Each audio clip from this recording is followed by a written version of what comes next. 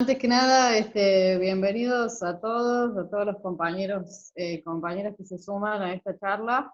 Le agradecemos desde ya a los oradores, digamos, que nos van a ir desglosando la cuestión de Vicentín como uno de los temas, digamos, que ha estado y que sigue estando, y que todo indica que va a continuar estando en la agenda pública, que ha generado, por supuesto, bastante controversia.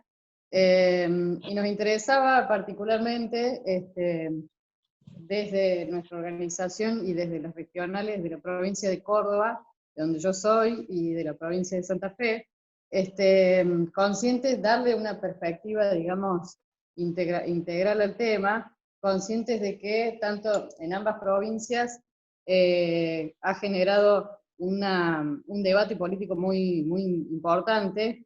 En ambas provincias hay mucha cantidad de productores, pymes, digamos, todo el entramado productivo ha sido muy afectado por esta cuestión de Vicentín en ambas provincias, y a su vez, también en ambas regionales, ha generado mucho, si se quiere, rechazo, ¿no?, de una parte de el sector del mal llamado campo, digamos. Bueno, ha habido, todos lo conocen, movilizaciones en Santa Fe, digo, aquí en Córdoba también se generó mucho, en principio, rechazo, creemos nosotros, con falsos ejes de discusión, ¿no? Entonces, bueno, un poco la idea era hacer una charla para clarificar la cuestión desde nuestro punto de vista, digo, como desde el gobierno de Frente de Todos, también como peronistas.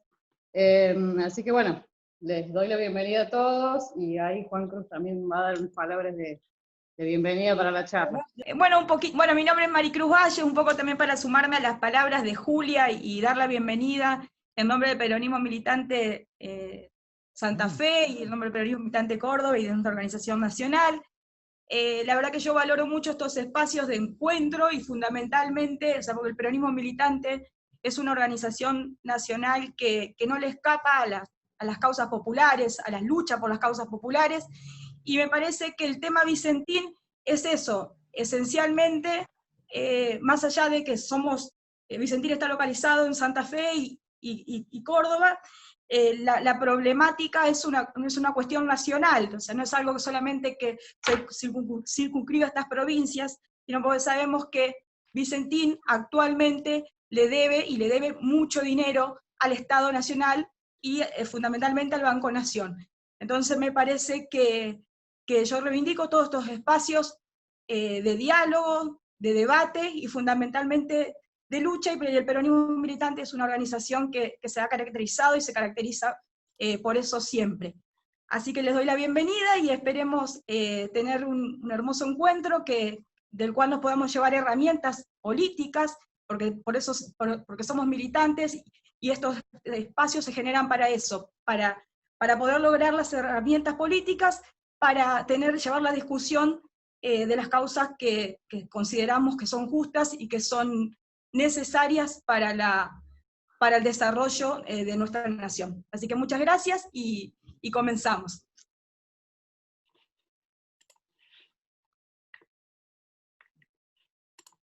No sé si Juan Cruz.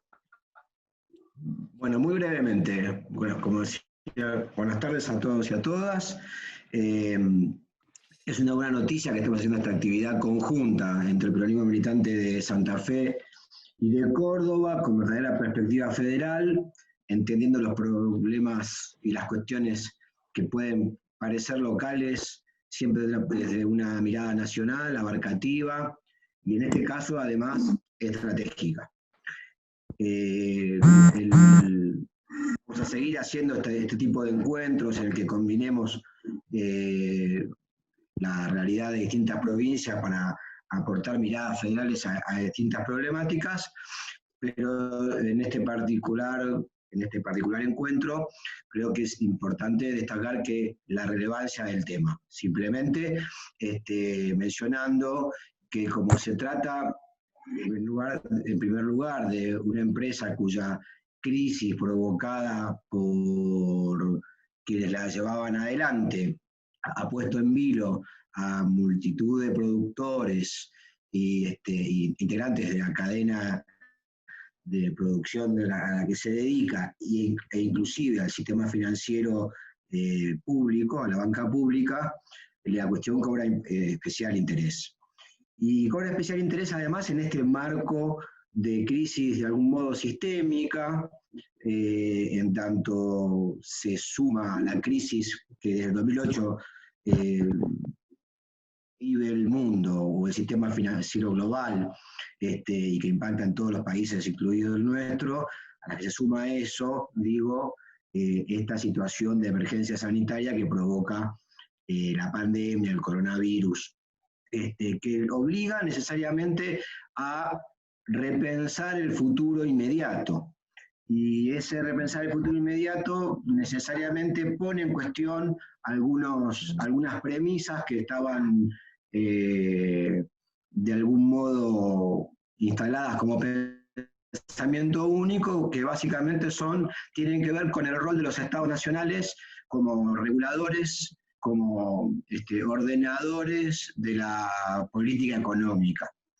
Y eso es una necesidad que yo creo que ya todos los sectores advierten en el debate, y que incluye principalmente a los sectores estratégicos. Esto es desde el subsuelo, desde los recursos del subsuelo hasta la ciencia y la tecnología, ¿no? Desde las piedras hasta los satélites en el espacio.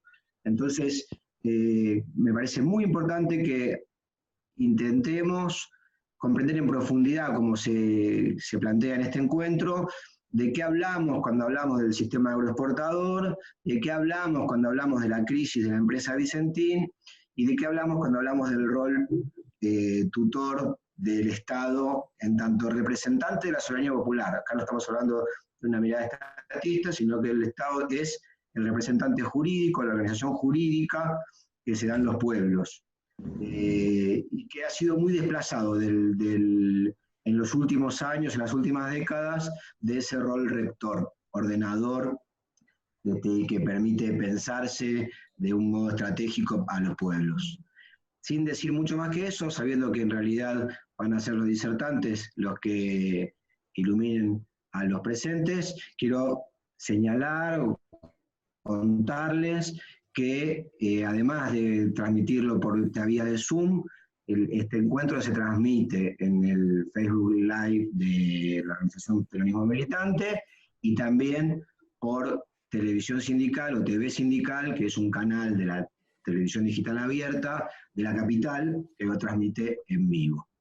Bueno, desde ya muchas gracias por estar, por tomarse el tiempo de dedicarle a comprender, por dedicar el tiempo a comprender las circunstancias en las que vive nuestro país, y en particular el sector agroexportador y la empresa Vicentín y sus damnificados.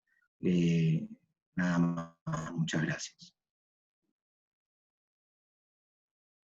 Bueno, vamos a presentar entonces al primer orador, que es Fernando Oviedo. Él es compañero del Peronismo Militante de Córdoba, economista, y responsable del Frente de Técnicos y Profesionales de la organización en Córdoba.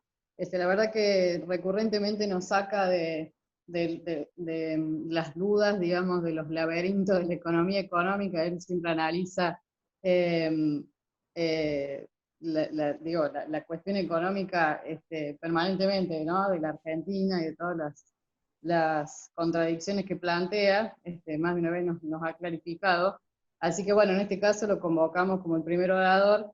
Él va a hablar específicamente de esto que mencionaba Juan Cruz, que tiene mucha relación con la cuestión Vicentín, y es el funcionamiento del mercado exterior de granos en la Argentina.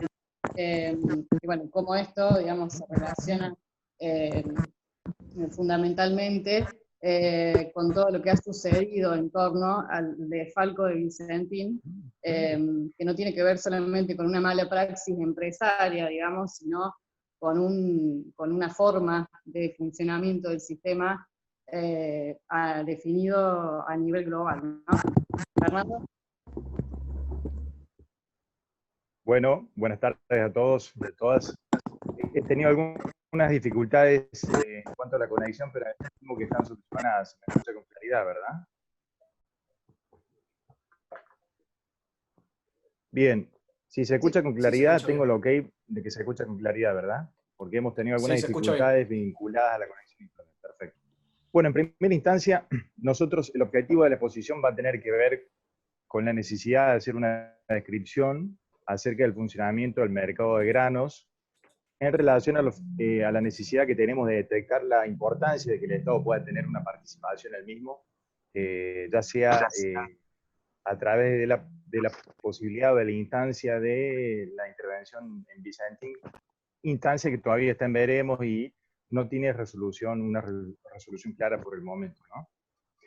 Entonces, la intención de la exposición tiene que ver con esto que acabo de mencionar, con la necesidad de hacer un recorrido secuencial por el funcionamiento del mercado de exportación de granos y sus productos, a los fines de detectar la necesidad de que el Estado intervenga en el mismo, teniendo en cuenta las características centrales que tiene este mercado, características dadas por la opacidad, por la excesiva concentración y por la extranjerización en los eslabones de la cadena que conforman y que atraviesan este mercado de granos, fundamental final que tiene que ver con la exportación, con el procesamiento y la aportación del grano, y con la agregación de valor para la exportación de subproductos, ¿verdad? Nosotros, a medida que hagamos este repaso, vamos a ir explicando, vamos a ir haciendo una brevísima síntesis acerca de cómo funciona cada uno de los eslabones de la cadena productiva del mercado de exportación de granos y subproductos, ¿no? Bueno, en primera instancia, este es un mercado que, como bien dijimos, está conformado por una cadena que tiene distintos eslabones. Todos sabemos que la principal actividad económica de la Argentina en cuanto al comercio exterior tiene que ver con la actividad agropecuaria, dado que tiene una importancia estratégica en términos de generación de divisas. Si hacemos un repaso por el valor de las exportaciones de Argentina a lo largo del 2019, vemos que se exportaron casi 65.000 millones de dólares a lo largo de todo el año 2019. En ese total, el sector agroexportador, vinculado a la cadena agroindustrial completa, ¿no?, tuvo una participación de casi el 64% en el total de 65.000 millones de dólares exportados, conforme a datos contenidos por el Ministerio de Economía, datos que están contenidos en la base de datos del Ministerio de Economía, ¿no?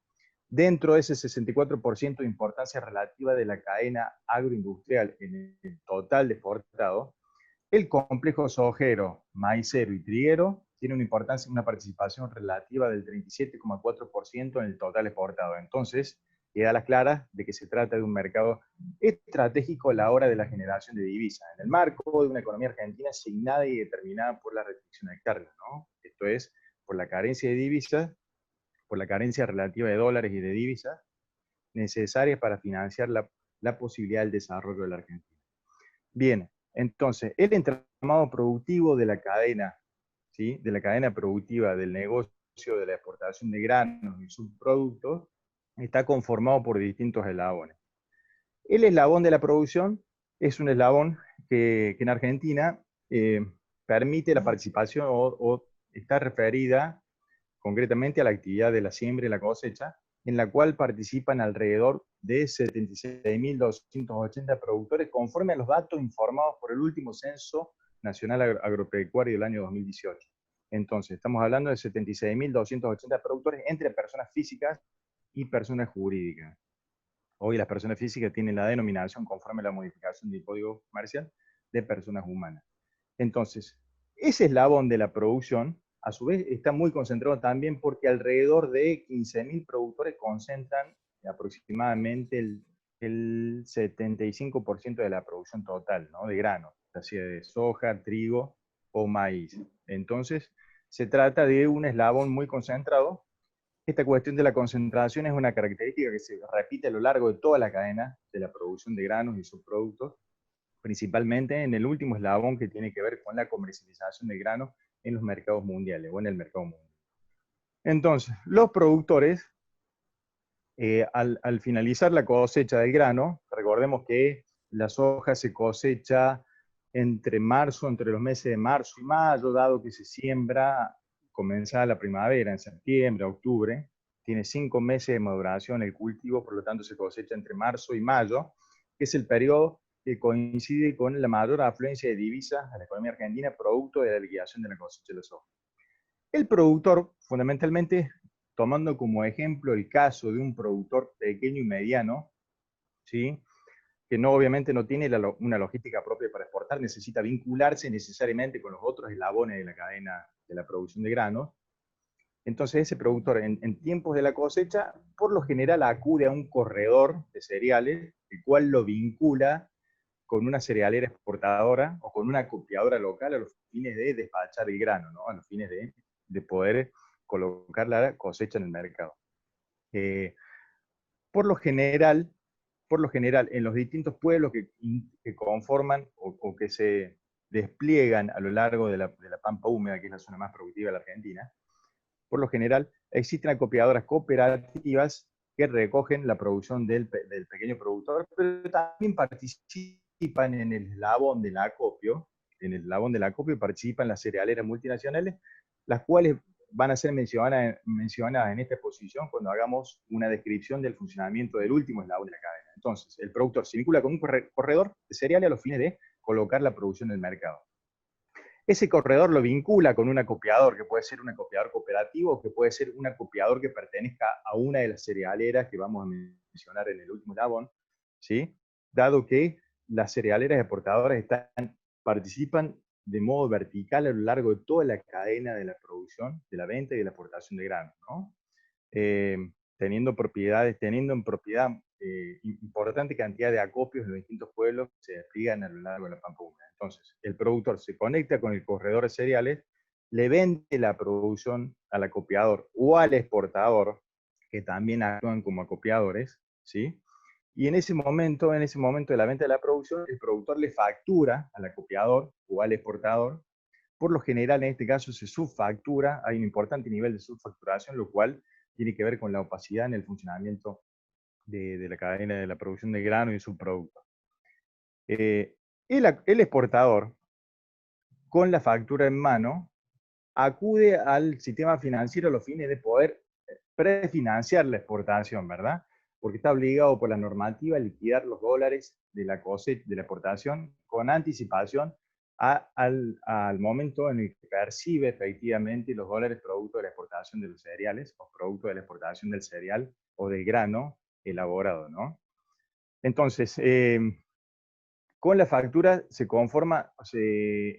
elabora lo que se conoce como la DJB, que es la declaración jurada de la venta externa, ¿no? Que se efectúa con anticipación a la efectiva venta de la producción. En ese momento el exportador, con factura en mano y con la declaración jurada de la venta externa, la DJBE, acude al sistema financiero a los fines de obtener los dólares que va a liquidar en concepto de la exportación de la producción que le compró al productor. Generalmente el exportador le pide los dólares a un banco del exterior. También los bancos locales participan de esa operatoria, concretamente el Banco Nación participó de esa operatoria con Vicentín, a los fines de prefinanciar la operación de exportación con el objeto de que el exportador pueda liquidar los dólares en el mercado cambiario local conforme a la normativa existente en la materia, ¿no? El exportador tiene 5 días para liquidar las divisas obtenidas en el mercado cambiario, las cuales se liquidan antes de exportar y antes de recibir los dólares como consecuencia de la venta de la producción en el mundo. Entonces, el exportador consigue dólares que obtiene en este mecanismo de prefinanciación de exportaciones con distintos bancos del exterior o con bancos locales, consigue dólares, los cambia en el mercado cambiario local a tipo de cambio comprador, el Banco Nación, que se publica siempre alrededor de las 3 de la tarde, recibe pesos del exportador y le entrega pesos al productor. El productor siempre cobra en pesos. En ese momento en el cual el exportador cambia los dólares que recibió del sistema financiero a los fines de liquidar las exportaciones de modo anticipado, recibe peso por esa operación cambiaria, le paga al productor la producción y a su vez hace el ingreso de retenciones, descontándole el costo de las retenciones al productor. Siempre sufre el costo de las retenciones de la exportación de granos el productor, ¿verdad? Bien. Las cerealeras dijimos que actúan a lo largo de toda la cadena, dado que también tienen campos propios las cerealeras exportadoras. Los grandes conglomerados exportadores poseen campos propios, poseen plantas de acopio en los distintos pueblos que se despliegan a lo largo de la Pampa Húmeda, y obviamente poseen importantes plantas industriales que procesan el grano comprado al productor, ¿verdad? En el caso de que se trate de producción comprada a productores, que no participen de la integración vertical de las exportadoras en el mercado de producción de grano, dado que, como mencionamos recién, las exportadoras también tienen campos propios y producen, es decir, que participan a lo largo de toda la cadena de producción de grano. Entonces, cabe la posibilidad de que el grano no se exporte de manera cruda, concretamente en el caso de la soja, no se exporte el porto, sino que se someta a un proceso de elaboración por medio del cual se elaboran aceite de soja, por medio del cual se elaboran harina de soja, por medio del cual también se elabora y se produce biodiesel, ¿verdad? Dado que existe una integración vertical como acabamos de mencionar. La cadena de producción sojera en Argentina cobra relevancia desde 1996 en adelante. Recordemos que en el 96 el gobierno nacional de Carlos Menem autorizó el uso de semilla transgénica, con lo cual ese hecho le dio nacimiento a la lógica de este paquete tecnológico conformado por el uso del glifosato, el Roundup concretamente, que es la marca comercial más conocida, la soja RR, que es la soja resistente al Roundup, y el mecanismo de siembra directa. Entonces, este trípode conforma el paquete tecnológico que le permitió a la actividad sojera dar un salto cualitativo y cuantitativo en cuanto a su importancia para la economía argentina en términos de generación de divisa y en cuanto a la importancia para la economía argentina en términos de su perfil de dinamismo, ¿no? Que es ya que se trata de un sector que es absolutamente dinámico en términos de incorporación de tecnología. Entonces, este paquete tecnológico conformado por el trípode, siembra directa, glifosato, soja RR, que es la soja resistente al Roundup, tiene una fecha de nacimiento oficial dada por el año 96, en el cual se autoriza el uso de las semillas transgénicas en Argentina, ¿no? Entonces, como estamos haciendo un recorrido secuencial por el funcionamiento de la cadena de producción de grano y subproductos, hicimos mención al eslabón de la producción, hicimos mención al eslabón de los acopiadores, que pueden ser acopiadores cooperativos, que pueden ser acopiadores propiedad de las mismas cerealeras exportadoras. Hicimos mención a la participación de los corredores cereales y granos en este proceso, en esta dinámica de conexión entre el productor y la cerealera. Y por último llegamos al último eslabón, que tiene que ver con la cerealera exportadora, que acopian, almacenan, compran grano, lo elaboran y lo exportan, ¿verdad? Bien, haciendo un recorrido o fijándonos, observando la tabla en cuanto a la participación relativa de las cerealeras en el total exportado en cuanto a granos y subproductos, vemos que este eslabón está absolutamente concentrado, ya que 10 compañías controlan prácticamente el 90% del volumen exportado, ¿sí?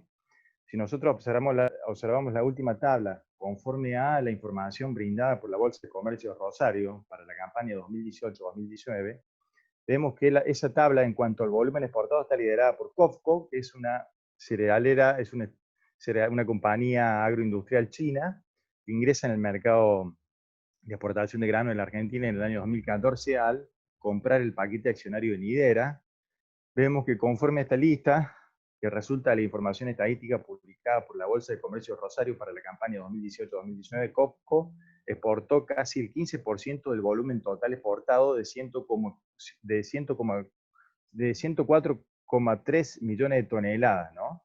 Es el volumen total en cuanto a toneladas para la campaña 2018-2019 en términos de granos y en términos de subproductos de grano. ¿Por qué? Porque de la soja se puede derivar la harina de soja, el pellet, lo que se conoce habitualmente como el pellet, se deriva el aceite de soja, el biodiesel y también se exporta el poroto sin procesar. En esa tabla de las principales exportadoras de la Argentina, que es un mercado, es un eslabón que funciona como una suerte de oligopsonio, que es una especie de oligopolio de demanda, ¿no? Porque estamos en presencia de un eslabón en el cual 10 compañías controlan el 90% del volumen exportado, y el resto, que son casi 40 compañías, controlan el 10% apenas del volumen exportado. O sea, 10 compañías controlan el 90% y 40 controlan el 10%. Siguiendo con el recorrido por esa lista, por esa tabla, vemos que Cargill ocupa el segundo lugar, que es una compañía de capitales norteamericanos, que tiene una participación relativa del 12% en el total exportado, de 104,2 millones de toneladas. Una compañía de capitales norteamericana ocupa el tercer lugar. Bunge el cuarto, que es una compañía que tiene capital accionario argentino, vinculado a la familia Bunge, ocupa el cuarto lugar. En quinto lugar viene Aceitera General Dehesa, cuyos principales accionistas son Roberto y Adrián Urquía. Roberto Urquía fue legislador nacional en tiempos del gobierno de Cristina, del primer gobierno de Cristina. Y en sexto lugar viene Vicentín, ¿no? Que a lo largo de la campaña 2018-2019 exportó en el total agregado de granos y subproductos de grano casi 8,4 millones de toneladas, ¿no? Las cuatro principales compañías que participan en este eslabón de la exportación y del procesamiento de grano explican el 48% de las ventas externas de granos en la Argentina. Recordemos que, como bien dijimos al comienzo, del total de exportaciones del país a lo largo del 2019, por valor de 65.000 millones de dólares, el sector de la elaboración, de producción y elaboración de subproductos granarios participa casi con un 37,4% en el total exportado. Por ende, se trata de un sector de una importancia estratégica absoluta a la hora de la generación de divisas. Siguiendo por el repaso de esta tabla en cuanto a las principales exportadoras, después de Vicentín, que ocupa el sexto lugar, viene Oleaginosa Moreno, si mal no recuerdo, Oleaginosa Moreno, que pertenece al grupo suizo Glencore. Ya vamos a hacer referencia a Glencore en relación a Renova, que ha tenido un impacto mediático importante debido a que Vicentín se desprende de su participación accionaria en Renova en el tiempo inmediato anterior al inicio del concurso. En séptimo lugar, entonces dijimos que se ubica Oleaginosa Moreno, que pertenece al grupo suizo Glencore. En octavo lugar viene ACA, la Asociación de Cooperativas Argentina, que es una entidad ligada o perteneciente a Coninagro. En noveno lugar se ubica Dreyfus, que es una compañía de capitales franceses. Y en décimo lugar se ubica Molinos Agro, que es una compañía que pertenece a la familia Pérez Compán, ¿no? Entonces, el último eslabón de la cadena de producción y procesamiento de grano está absolutamente concentrado, teniendo en cuenta estas cifras que acabo de mencionar. Con respecto al caso Renova, Renova se trata del principal clúster de molienda de soja del mundo, ¿sí? En Renova participaban en el capital accionario tanto Vicentín como Oleaginosa Moreno, la cual es la sociedad controlante de Renova, y también participaba una compañía denominada Bullati. Bueno, Renova está ubicada en el puerto de Timbues, que es uno de los principales puertos de almacenamiento, procesamiento y despacho de granos hacia el mercado mundial. Tiene una importancia semejante al puerto de San Lorenzo, que es uno de los puertos más grandes también en el corredor Paraná-Paraguay. San Lorenzo es una localidad que está en inmediaciones de la ciudad de Rosario. El puerto de Rosario también tiene una importancia significativa. La cuestión en relación a los puertos, es importante hacer mención que las compañías cerealeras participan en los consorcios administradores de los puertos, siendo propietarias muchas de ellas de terminales portuarias. De hecho, hoy se inauguró una terminal portuaria que va a funcionar bajo la administración y bajo la propiedad en concesión de ACA, que es la Asociación de Cooperativas Argentina que pertenece a Coninagro. Entonces, volviendo a hacer haciendo un repaso rápido y ligero sobre el mercado de exportación, sobre la cadena productiva que atraviesa el mercado de concentración de granos, el mercado de producción de granos y de subproductos, haciendo un repaso secuencial, ¿no? Analizamos el sector de la producción, que está conformado por 76.280 productores de grano, que es un eslabón que también está concentrado porque entre 14 y 15.000 productores explican el 75% de la producción de grano. En el caso de la soja, la actividad está más concentrada aún, esto conforme a los datos del último Censo Nacional Agropecuario. El eslabón de la producción se vincula con el eslabón del acopio y del almacenamiento, en el cual también participan las compañías cerealeras que son propietarias de muchas acopiadoras existentes en los pueblos, ¿no? Y que participan con el mismo nombre comercial, inclusive tienen presencia en los distintos pueblos con el mismo nombre comercial o con firmas que son subsidiarias, ¿no? El productor por lo general se vincula con los acopiadores y con las cerealeras exportadoras a través de un corredor de cereales. En en medio de la dinámica de funcionamiento del mercado de granos, las cerealeras están obligadas a liquidar con anticipación los dólares producto de la exportación, mediante un trámite en el cual interviene la DJB, que es la Declaración Jurada de Venta Externa, contando con la factura de la compra de la producción que le suministra el productor junto con la DJBE. Las cerealeras exportadoras acuden al sistema financiero local e internacional a los fines de prefinanciar la exportación con el objeto de cumplir la normativa, que son productos de la exportación, parte de los productores, a los fines de eludir y evadir la carga impositiva, dado que se trata de un mercado que funciona con importantes volúmenes de ventas en negro.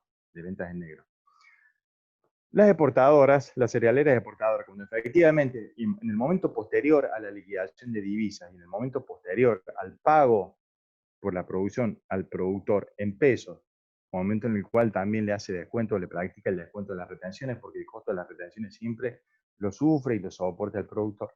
A posteriori de haber cumplimentado con esa secuencia, la cerealera efectivamente despacha la producción al mercado mundial, y acá existen maniobras de triangulación y de evasión y de deducción fiscal significativas, vinculadas o referidas al comercio intrafirma, ¿no?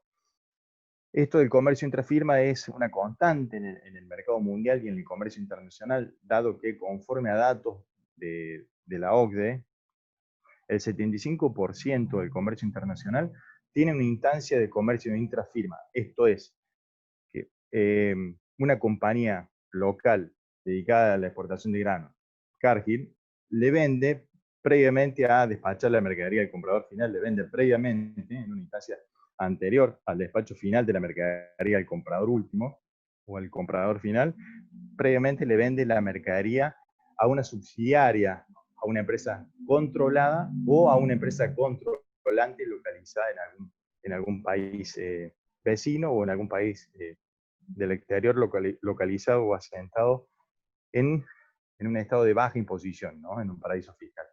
Entonces, acá las operaciones de comercio intrafirma son importantes y conforman el segundo dispositivo de elusión y evasión de impuestos, dado que el primero tiene que ver con la subfacturación por parte del productor y con la venta en negro de importantes volúmenes de la producción, ¿no? La segunda instancia de elusión y de evasión impositiva tiene que ver con este comercio intrafirma que desarrolla el último eslabón que conforma la cadena, que integra la cadena productiva de la producción y exportación de granos y subproductos.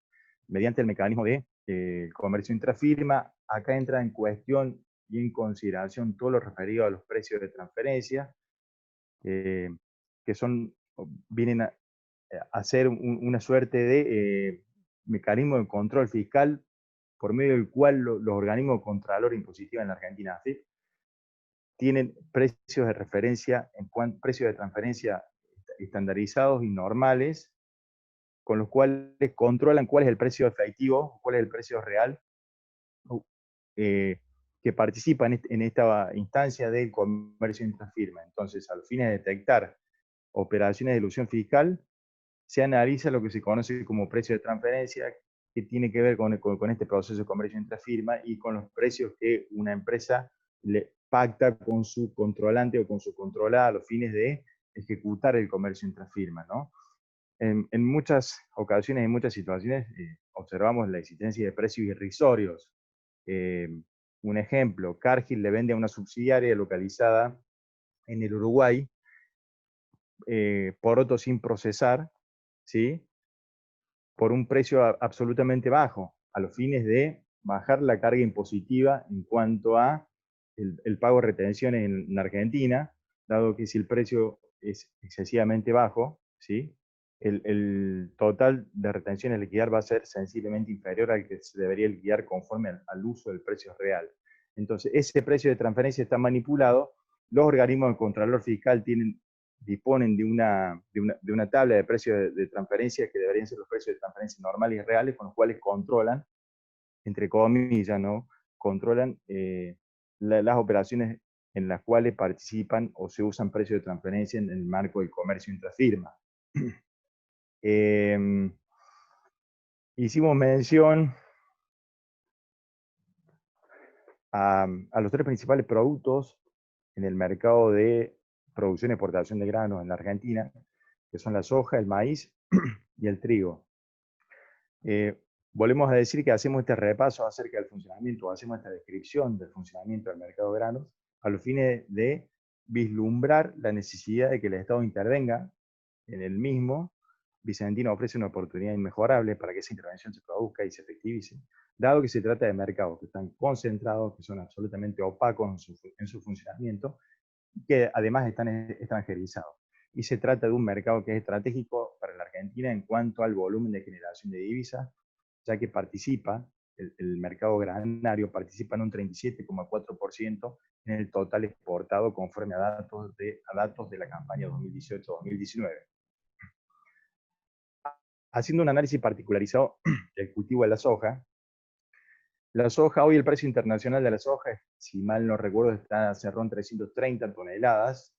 En la última campaña 2018-2019 hubo un total de 53 millones de toneladas de producción de soja. De esos 53 millones, 45 millones de toneladas se destinan o se destinaron al mercado internacional, ¿no? Los últimos datos con los cuales contamos son los datos de esta campaña 2018-2019, dado que todavía no tenemos datos definitivos de la campaña 2019-2020.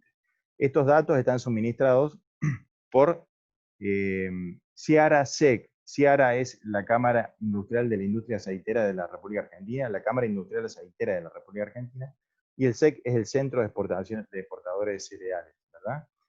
Esta entidad ofrece información estadística en cuanto al volumen total cosechado, en cuanto al volumen total utilizado en el procesamiento de granos para la exportación.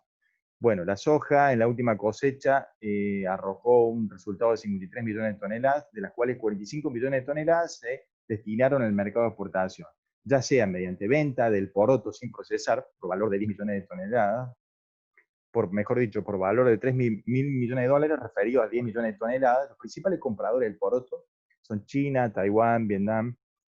20 millones de toneladas son el resultado del procesamiento en términos de la producción de pellets o harina de soja, lo que redundó o lo que significó en términos de dólares exportados casi 10 mil millones de dólares. Los principales compradores de la harina de soja son los países europeos. También de la soja procesada nosotros podemos elaborar aceite de soja. Vicentín se dedicaba especialmente a esto, Aceitera General de ESA también se dedica especialmente a esto. La exportación de soja, o el volumen total exportado de aceite de soja, alcanzó una cantidad de 10 millones de toneladas por un valor equivalente a 5 mil millones de dólares, si no mal recuerdo. Los principales compradores del aceite de soja son India, Bangladesh y Pakistán, los que conforman, se trata de 3 países vecinos que conforman una zona demandante de aceite de soja significativa, ¿no? También un subproducto que se deriva de la soja es el biodiesel. Conforme al registro estadístico para la campaña 2018-2019, la producción de biodiesel alcanzó las 5 millones de toneladas. Recordemos que la campaña del 2018-2019 arrojó un total de 147 millones de toneladas de granos, de los cuales 100 millones se destinaron a los mercados de exportación. Bueno, son un montón de números que intento recordar de la manera más precisa posible. Creo que lo estamos haciendo. Estos números se pueden corroborar en las distintas fuentes o bases estadísticas que estoy mencionando, Ciara SEC y la Bolsa de Comercio Rosario y también Ministerio de Economía. En cuanto al maíz, bueno, antes de terminar con la soja, recordemos que el precio internacional de la soja hoy está en 330 dólares, lejos del boom de precios que tuvo la soja hace 10 años, con valores aproximados de 500 dólares la tonelada, ¿verdad? Esto haciendo mención a la cotización de la soja en los mercados de Chicago. El Fernando, maíz. Disculpame. Sí. Fernando, disculpame. Sí, te escucho. ¿Me escuchás? Te escucho. Sí, no, para avisarte que vayas más o menos, que vayas Dale. redondeando, así avanzamos a los otros oradores. Bueno, entonces, a modo de síntesis y a modo de conclusión, era necesario hacer este repaso secuencial, ¿sí?, y esta descripción del mercado de grano y subproductos de grano en la Argentina, a los fines de detectar o dejar en evidencia dos o tres cosas. En primer lugar, que se trata de un sector estratégico, porque el total exportado de 65.000 millones de dólares de la Argentina a lo largo del 2019, este sector, el sector granario, vinculado principalmente a los tres cultivos más importantes, que son la soja, el trigo y el maíz, contribuyó con un 37,4% en el total del volumen exportado. Entonces, se trata de un sector estratégico a la hora de la generación de divisas. Era importante hacer este repaso secuencial para detectar o para vislumbrar que se trata de un sector que está extranjerizado, está excesivamente concentrado, sobre todo en el eslabón, en el último eslabón, el eslabón del almacenamiento y de la producción y de la industrialización de la producción granaria y de la exportación a los mercados mundiales de la producción granaria. Dado que nosotros vimos, conforme a las tablas, a los datos estadísticos ofrecidos por la Bolsa de Comercio de Rosario, que 10 compañías controlan el 90% del total de ventas, controlando las 40 compañías restantes el 10%. Entonces se trata de un sector que en su eslabón de procesamiento y venta externa de la producción granaria está excesivamente concentrado. Además se trata de un sector que funciona de manera opaca en cuanto a la transparencia fiscal, ¿no? Hicimos mención a 2 o 3 mecanismos de elusión y evasión impositiva vinculadas a la subfacturación y maniobras de elusión y evasión vinculadas a la triangulación con empresas subsidiarias, controladas o controlantes, localizadas, radicadas en paraísos fiscales, ¿no? Entonces, por esas 3 características que atraviesan el funcionamiento de todo el sector y de todo el mercado de producción y procesamiento de granos para la venta externa, nosotros creemos que es de vital importancia que el Estado tenga una participación en lo posible a través de una empresa testigo. Para finalizar, haciendo un repaso por las retenciones, ¿no? Que es un tema que siempre despierta polémica en la Argentina.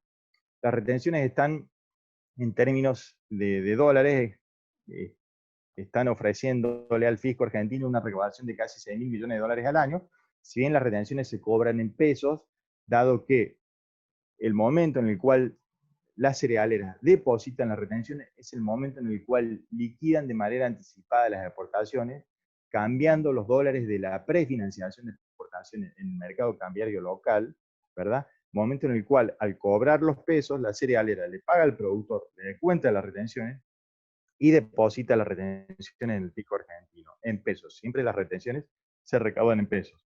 Hoy las retenciones están en 33% para la soja y subproductos, ¿no? Sobre todo, esta alícuota referida a los productores que producen más de 1.000 toneladas anuales, bajando la alícuota al 30% para aquellos productores que producen entre 501 y 1.000 toneladas. Y las retenciones para el resto de los cultivos que conforman este trípode estratégico de producción granaria para la Argentina, esto es trigo y maíz, pagan un 12% de retención en lo referido a la exportación del grano sin procesar, y la alícuota baja hasta el 6%, siendo del 9% en algunos casos, en relación a subproductos del trigo y del maíz.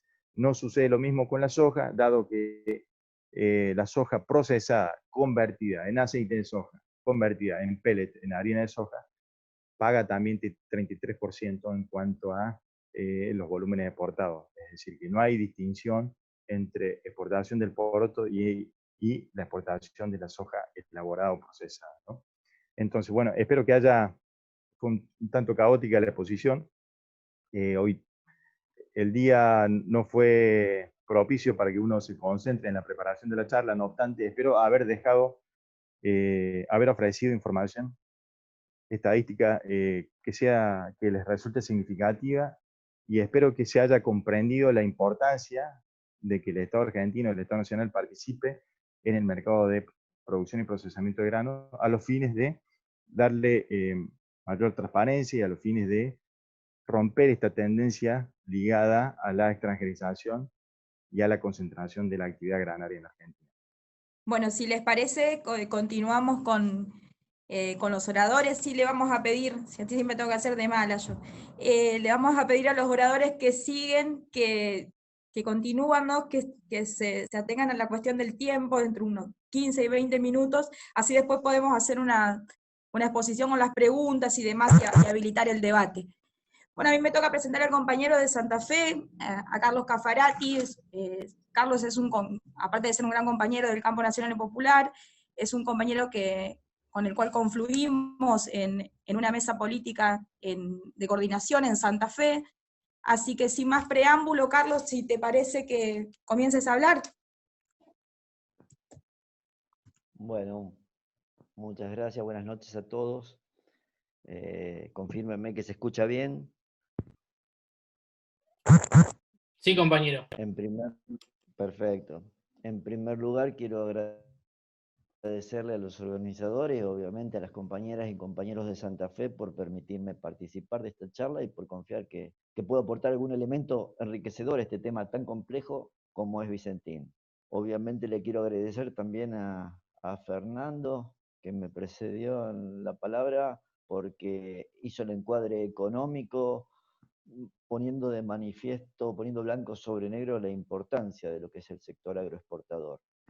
Y el tema Vicentín tiene una trama verdaderamente compleja, que está llevando y llevará múltiples estudios, análisis, debates, intercambios de especialistas de distintas ramas, economistas, peritos, investigadores, politólogos, que intentarán y seguramente lograrán echar luz sobre el tremendo contubernio de poder económico y poder político, acuerdos espurios y maniobras fraudulentas e inescrupulosas que están involucradas en este tema. Mi idea hoy es intentar aportar la visión de un militante político y sumarla a los enfoques de los distintos actores de lo que es la cadena Vicentín, como para entender que, aún existiendo enfoques diferentes para un mismo tema, la visión general, la visión última debe ser la misma. Tanto el militante político como el trabajador directamente involucrado o el perito especializado como el gobernante, más allá del enfoque particular y específico, aunque siempre subjetivo, ¿no es cierto?, no puede perder de vista la totalidad y trascendencia del tema Vicentín para que esa visión final, última, sea unificada. ¿Por qué? Para desarrollar y conformar lo que es la correlación de fuerzas necesaria para resolver este tema en beneficio de todos los argentinos. Veamos los enfoques primarios, los enfoques naturales que podemos darle al tema. En líneas generales existen 3 líneas de enfoque que no resultan excluyentes una en relación a las otras, pero que sin lugar a dudas no se pueden valorar de la misma manera. El enfoque de los sectores del trabajo en general, donde se analiza la problemática desde la pérdida del puesto de trabajo, que es una situación real, concreta, preocupante, pero que resulta en una visión limitada a paliar las consecuencias, sin duda graves, del problema Vicentín, pero sin abarcarlo en su verdadera magnitud y responsabilidades. Es un enfoque que se entiende perfectamente porque todos los que nos enfrentamos a una situación de posible pérdida de nuestra fuente laboral nos obsesiona ese problema. Pero a la vista de nosotros como militantes políticos o de un dirigente gremial, sería una perspectiva limitada si se concentrase solamente en la pérdida de puestos de trabajo y no en la totalidad del problema. Después también otro enfoque puede ser el empresario, que resulta bastante reduccionista cuando analiza el tema Vicentín desde la perspectiva resultadista o desde la visión de errores o mala praxis empresaria. Y donde se han llegado a usar muletillas como, por ejemplo, esa famosa que plantea que la primera generación crea la empresa, la segunda la desarrolla y la tercera la funde. Que, aunque para el caso de Vicentín pueda resultar generacionalmente coincidente, no explica, ni justifica, ni aporta claridad a lo sucedido y mucho menos los vínculos de poder que permitieron que esto suceda.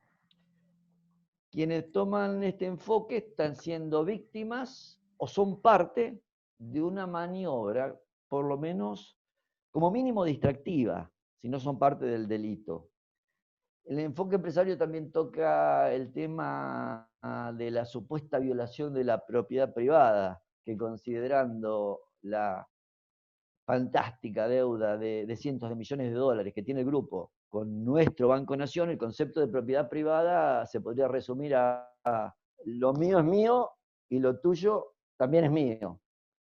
Tenemos también lo que podríamos llamar el enfoque legal, que se centra en descubrir el desfalco, la fuga de capitales, la subfacturación.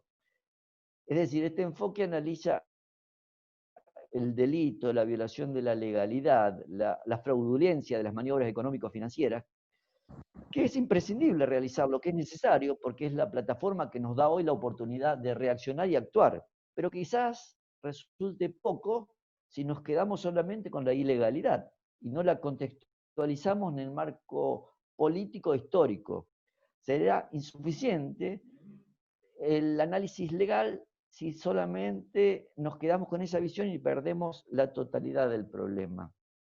Es evidente que los tres enfoques son reales, tan evidente como que son parciales e incompletos, porque un verdadero enfoque debe ser total, abarcando todas las instancias, encuadrándolo en el marco político, que es el contexto que facilitó y promovió los fraudes, las fugas, el robo y pérdidas de puestos de trabajo. Ahora, la primera cuestión. Ese contexto político que facilitó la evasión, el fraude, el robo, la fuga, la triangulación, ¿es de hoy? ¿Es del último gobierno macrista? Sí, sin lugar a dudas, el último gobierno macrista alcanzó límites insospechados e ineludibles, pero no es de hoy. Y es ahí donde me interesa entrar en otro enfoque que a mi criterio es el pecado original, el mal de todos los males, el mal que dio lugar a todos los males subsiguientes.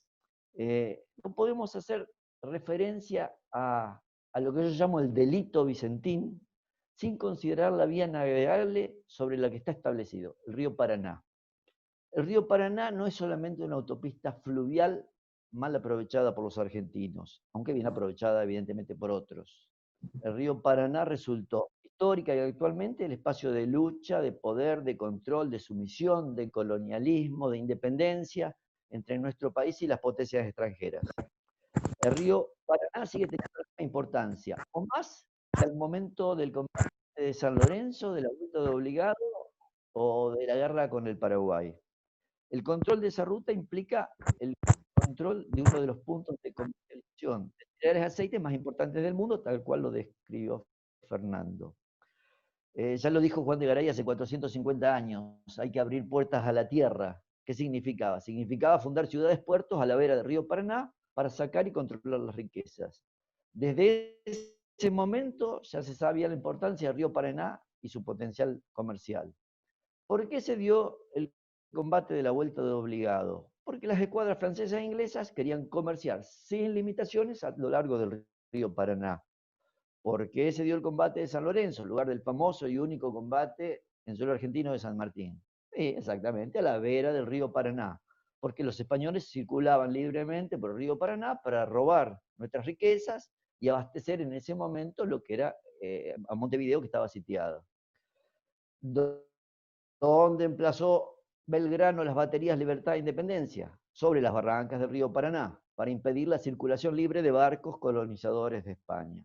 La guerra del Paraguay, otro caso emblemático, que en la síntesis fue impulsada por Inglaterra para destruir al único país sudamericano con conciencia soberana y una economía que tendía al autoabastecimiento. ¿Por dónde comercializaron luego los ingleses con lo que fue el destruido Paraguay? ¿Por un puente Asunción-Londres? No, por el río Paraná. Se podrían seguir con los ejemplos, pero para muchos el Paraná sigue siendo folclore, una samba, un espacio para el concurso de pesca, una excursión por el río. Obviamente, esto no se da por necios, bueno, aunque en algunos casos sí, un poco, pero se da principalmente porque atento. El control de la hidrovía Paraná es la herramienta más potente de colonización y sigue vigente hasta el día de hoy. Y las potencias extranjeras, en forma indirecta obviamente, las seguirán defendiendo más que nunca, ya que no solo manejan una de las producciones primarias más importantes del mundo, como capacidad, como decimos siempre, para alimentar a 400 millones de personas, sino gran parte de la producción industrial y minera argentina también sale hacia el mundo por los puertos del Paraná. Y además, no solo controlan la ruta al Atlántico de los productos argentinos, sino también la de producción boliviana y la paraguaya. Y como si esto fuese poco, diría el vendedor del colectivo, llegada a las circunstancias, estarán a un paso de controlar un importantísimo recurso de agua dulce, el acuífero guaraní. Queda claro el contexto histórico y geopolítico donde se da el delito Vicentín. Ahora, fantasiemos un poco una reunión inventada. Tratemos de imaginar esta escena. Una mesita ratona, Alberto Fernández, Cristina, Cafiero, sentados tomando café y pensando, che, ¿qué les parece? Ya que no tenemos problemas en el país, no tenemos índices históricos de hambre y desocupación, aprovechemos que no tenemos que renegociar una deuda externa brutal y tremenda. Total, los de BlackRock son accesibles. Si no les pagamos, no dirán nada. Aprovechemos que de salud andamos bárbaros, sin problemas sanitarios ni sin pandemia. Y metámonos a hacerle la guerra a las multinacionales que desde hace 200 años nos tratan como colonia y manejan el mercado agroalimenticio agroexportador de Argentina. Hagamos saltar la mugre del manejo de los 14 puertos privados de los 18 que tiene el Paraná. Desarmemos todo el curro del contrabando de cereales, la venta en negro de granos, la salida sin control de minerales. Es decir, hagámonos cargo del control soberano del río Paraná y del control soberano del mercado agroexportador argentino. Total, el resto de la Argentina está tranquila y funcionando. Estoy seguro, por un razonamiento básico, puro y lógico, que ni Alberto, ni ningún otro gobierno argentino quiso, quiere o querría, sin tener la correlación de fuerza suficiente para actuar, lanzarse a una guerra abierta y tan sensible como resulta tocar el mercado colonial agroexportador. Pero esta gente, Vicentín, cegados por la necia presunción de que la Argentina les pertenecía a Macri y a ellos, y les seguiría perteneciendo por los siglos de los siglos, cegados por la fantasía de que se perpetuarían en el poder, cegados por las declaraciones de un González Fraga que abierta e impunemente decía que los argentinos le habían hecho creer que podían comprar un televisor, o quizás como diría San Martín, imaginando que los argentinos somos como empanadas que se comen con solo abrir la boca, se manejaron tan burdamente, tan irracionalmente sus operaciones comerciales, contrabandos y triangulaciones, se manejaron tan torpemente al otorgarse y fugar los créditos que dejaron, como se dice ahora, los dedos marcados por todos lados. Y obligaron, porque eso creo yo que sucedió, obligaron, no le dejaron a este gobierno actuar en el medio de una pandemia, actuar en el medio de una negociación tremenda de deuda, recordemos que BlackRock es accionista de las cerealeras, actuar en el medio de una catástrofe económica local y mundial sin precedentes. El gobierno lo hizo, asumió la responsabilidad histórica de tomar este tema, quizás con desprolijidades comunicacionales al principio, pero lo asumió. Y aquí estamos nosotros tratando de entender todas las aristas de esta verdadera trama grotesca, novelesca y confusa que representa a Vicentín, con toda la prensa hegemónica en contra y con muchos otros intereses en contra, pero que no se manifiestan abiertamente, porque, por ejemplo, sabemos que Vicentín traía barcazas de Paraguay, vaya a saber con qué carga, y en su puerto cargaba granos que se exportaban diciendo que eran de Paraguay o de Uruguay. Pregunto, ¿qué granos se cargaban? ¿Los declarados? No, por lógica no se cargaban los granos declarados, sino los granos que se compraban en negro, granos que obviamente luego no pagaron. Entonces pregunto, si el Estado argentino interviene, ¿a quién le reclaman el pago de la cosecha aquellos que vendieron en negro? O en su imaginación, ¿cómo seguirán vendiendo en negro? ¿Con qué certificado reclamarían un pago? Con ninguno. Y ahí aparece un grupo de respetables argentinos, enemigos de la expropiación y defensores de la propiedad privada. Al mismo tiempo, si Vicentín triangulaba, contrabandeaba, compraba y vendía en negro, ¿qué hacían Cargill, Dreyfus, Aceitera General de ESA, Bunge? ¿Hacían nada? ¿Actuaban legalmente? Es obvio que no. Es la regla esencial del comercio, saber lo que hace el kiosco de la esquina, en qué condiciones compra y vende, porque nadie aceptaría que alguien comercialice en distintas condiciones diferentes que la tuya. Entonces, o denuncias o delinquís. Y denunciar, no hubo denuncias. Entonces acá tenemos otro grupo de enemigos de la expropiación y de la intervención, pero un grupo con tremenda importancia, porque según mi visión es la fuerza económica de ocupación colonial, ¿viste?, que actúa como respetables defensores de la propiedad privada, a los que no se les escucha la voz, pero que nadie tiene duda de que están actuando por detrás. Y podemos citar otro grupo interesante, que a manos libres participó como partícipes necesarios y posiblemente socios delictivos de la fiesta del desfalco, y que comienza en la figura mediatizada de González Fraga en Banco Nación, pero sigue en forma directa en la Casa Rosada, en Macri, y sin dudarlo, el involucrar al PRO involucra al grupo Clarín, a la prensa hegemónica, y que se constituye en otro grupo de enemigos de la expropiación y la intervención, y obviamente feroces defensores de la propiedad privada. Sintetizando, ¿a qué se ve obligado a enfrentarse el gobierno nacional? Reitero, en el medio de la peor catástrofe económica, financiera y sanitaria que tuvo la Argentina, se está enfrentando al resabio del gobierno de Mauricio Macri y Mañeto, dueños de todo el poder de fuego mediático. Se está enfrentando el conjunto de la cerealera en manos de capitales transnacionales, dueños de todo el poder económico colonialista, la fuerza de ocupación colonialista, según mi visión. Se está enfrentando a aquellos grupos, no todos, pero un grupo importante, al fin, de productores negros que son odiadores sellares del populismo peronista y apátrida, que juntos conforman un grupo de poder, una fuerza de choque difícil de enfrentar y difícil de vencer. A esto se ve obligado a enfrentarse el gobierno nacional, reitero, en el medio de la peor catástrofe económica, financiera y sanitaria que tuvo la Argentina. Y los militantes activos, nosotros, debemos tener conciencia de qué es lo que se disputa y cuál es la relación de fuerza para dimensionar realmente el enfrentamiento. Ahora veamos rápidamente la trama general de Vicentín para volver luego sobre el tema de correlación de fuerza, ¿no es cierto? En primer lugar, no podemos hablar de Vicentín sin considerar su origen, su arraigo territorial en Avellaneda, su historia, relatada como todas las historias, de esfuerzo, inmigración y trabajo. Y toda la historia que una carga relatada así implica y genera durante 3 generaciones, desde afecto, admiración, respeto. En primer lugar, no podemos hablar de Vicentín sin considerar su origen. El imaginario se instala en el colectivo social como empresa dadora de trabajo, productora de riqueza, sin importar demasiado que a la primera oportunidad comercial y toda la historia se trasladaron a una gran parte de su estructura a la zona de Rosario, porque con calles, parques, escuelas nombradas como Vicentín, con anclaje en a una gran cantidad de particulares de empleados de la firma, esa sumisión histórica, ¿no? Que se siente identificado con la empresa y con los empresarios, y que, más allá de las dudas razonables sobre el accionar de dichos empresarios, los defenderá por cuestiones de identidad a algunos y de conveniencia a otros. Obviamente, esta situación es aprovechada por el núcleo duro de poder económico, mediático y colonialista que describimos anteriormente, que los utiliza para salvar o defender sus propios intereses.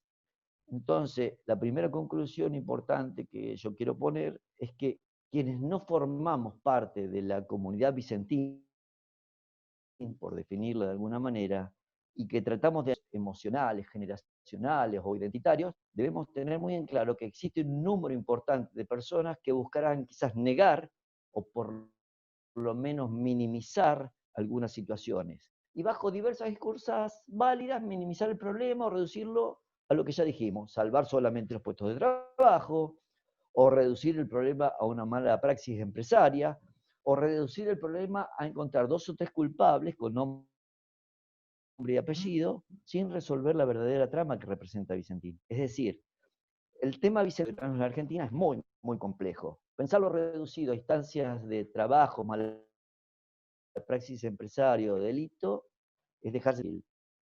Existen intereses internacionales muy potentes que hace años que juegan la partida.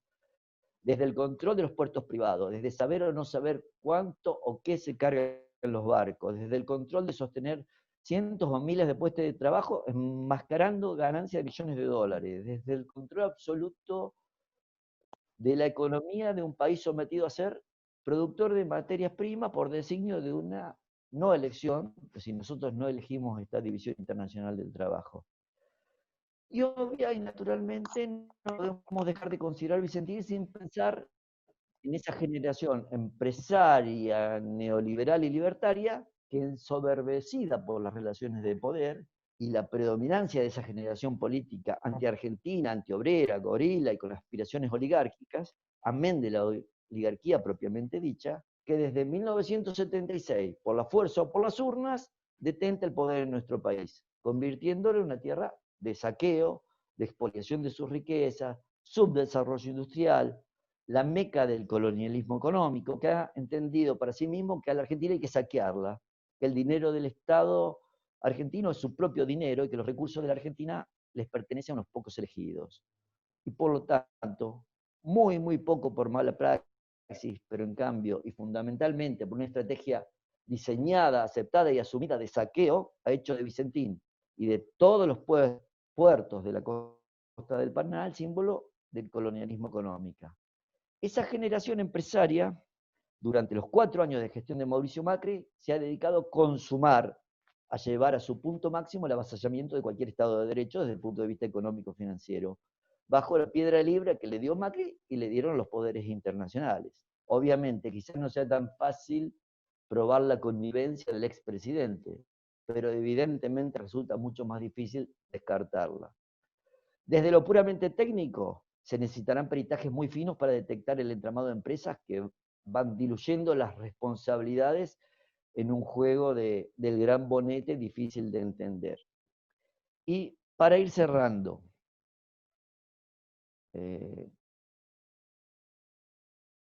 puertos privados sin control, puertos escondidos con menos control, exportaciones que en realidad son ventas intraempresas, de controlante a controlado o viceversa, triangulaciones, empresas offshore, ventas y administraciones difusas, seriales en negro, declaraciones fraudulentas, connivencia con determinados grupos de poder, políticos y no políticos.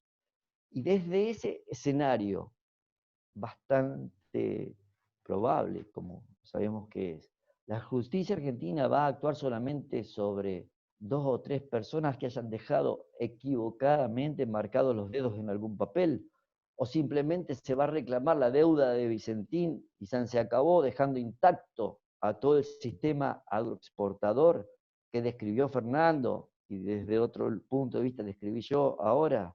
Evidentemente estamos frente a una oportunidad histórica que seguramente, según mi criterio, nadie buscó, pero que se nos dio.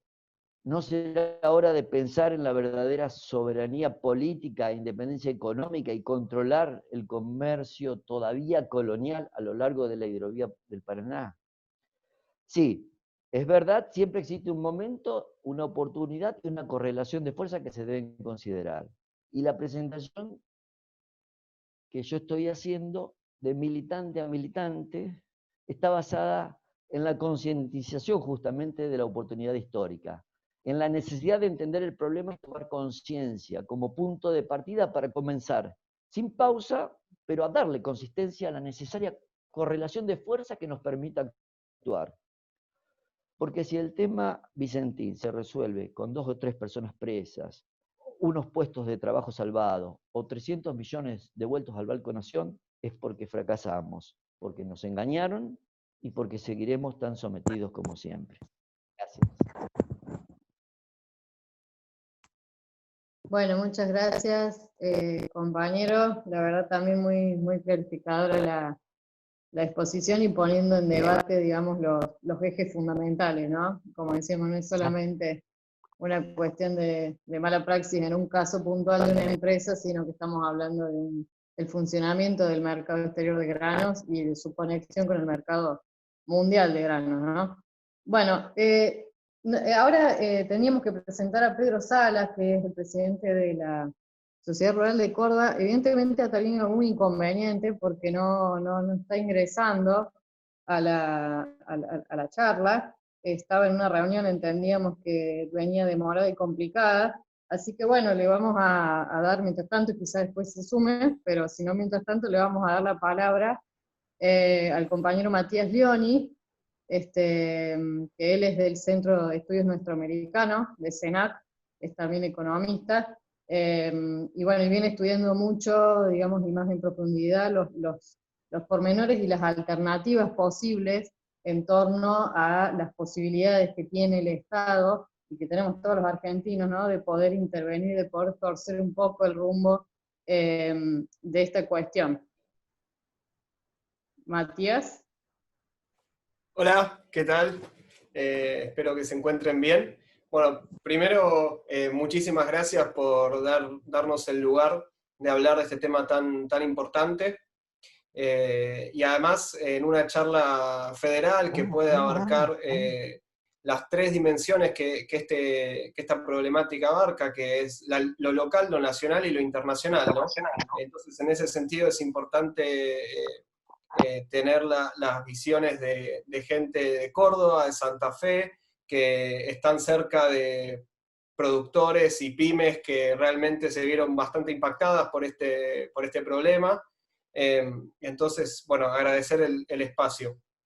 En este sentido, también agradecerles a los dos oradores que me precedieron, porque la verdad no podrían haber hecho un mejor planteo y explicación de la situación, sobre la cual yo me puedo montar y explicar por lo menos los 3 puntos en los cuales me quiero centrar, que son el defanco al Banco Nación, el fraude al Estado Nacional, ¿no? La importancia estratégica de la cuestión Vicentín, y las diferentes alternativas que se plantean en este momento como para avanzar, ¿no? Un poco la coyuntura en la que estamos actualmente. En este sentido, estoy completamente de acuerdo con Fernando de que es muy necesario que el Estado participe de un sector estratégico como el de granos. Desde que se eliminó la Junta de Granos se hizo aún más dificultosa la regulación de este sector, y es un sector realmente estratégico para la Argentina porque, como bien explicó él, es la fuente más importante de divisas del país. Y en este sentido, la participación del Estado como un actor más del mercado que pueda disciplinar al resto de los actores del mercado es fundamental, porque existen tasas de ganancia muy abultadas que se realizan a costa del abuso de poder, digamos, dentro de la misma cadena, como bien explicaba Fernando, porque es una cadena muy concentrada y que además está muy extranjerizada. Entonces, lo que tenemos acá es el riesgo de que se profundicen estos problemas, de que se extranjerice aún más y que se concentre aún más esta cadena que es estratégica y es fundamental para el desarrollo nacional. Entonces, eso hace que la cuestión Vicentín se transforme en algo fundamental y algo en el cual tenemos que prestarle mucha atención, porque en este sentido, al menos yo creo que es fundamental que el Estado participe activamente, pero además esta coyuntura hace que el Estado se pueda montar sobre una estructura ya armada, y además recuperar un activo estratégico del capital social nacional. Se puede transformar este fraude al Estado Nacional en algo virtuoso para el desarrollo nacional, recuperando la empresa y restaurándola para que sirva para el desarrollo nacional. En este sentido me voy a poner 3 puntos fundamentales, que es primero cómo se desarrolló brevemente el fraude del Estado Nacional, la importancia estratégica de la cuestión y las diferentes alternativas. Primero me gustaría hacer un breve raconto de cuáles son los acreedores de Vicentín en este momento. Porque tenemos que el 64% de la deuda de Vicentín la tienen entidades financieras. Que si nosotros hacemos un análisis por cantidad de acreedores, son solamente el 1,4%. Esto quiere decir pocos actores tienen mucha deuda. Esto quiere decir que estos actores son particularmente poderosos a la hora de solucionar este problema que puede tener diferentes vías. Bien, después tenemos un montón de productores que son el 71, 72% más o menos de la cantidad de acreedores, pero que tienen un 25% de las deudas totales. Y estos forman los dos grupos más importantes, digamos, de tipos de acreedores, pero también dentro de los productores tenemos bastante heterogeneidad, hay algunos bastante más grandes que otros y que están mejor organizados. Pero me gustaría centrarme en un primer momento en la deuda más abultada, que es con las entidades financieras, que recordemos es el 64%, y dentro de este grupo podemos encontrar dos grandes grupos dentro, ¿no? El primero es las entidades financieras nacionales, y el segundo son las entidades financieras extranjeras.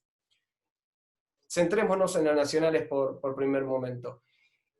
Dentro de las nacionales tenemos que el Banco Nación es el principal acreedor, de hecho es el principal acreedor individual de la empresa Vicentín, pero también hay otros bancos nacionales y públicos que son acreedores de la empresa y del grupo, como el Banco Provincia, el Banco Hipotecario y demás. El Banco de Santa Fe, el Banco de Entre Ríos, el Vice.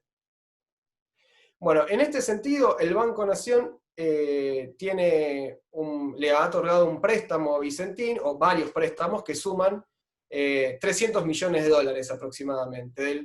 Vicentín debe 1.300 millones de dólares, con lo cual vemos que es un porcentaje muy importante, pero, y acá me parece muy interesante la segunda participación, quien me precedió, Carlos, que habló de cuestiones geoeconómicas, de geopolíticas, pero también del sentido político que tiene esto, porque el 90 millones de dólares aproximadamente fueron otorgados a Vicentín en noviembre de 2019, una vez que Macri ya había perdido las elecciones en primera vuelta.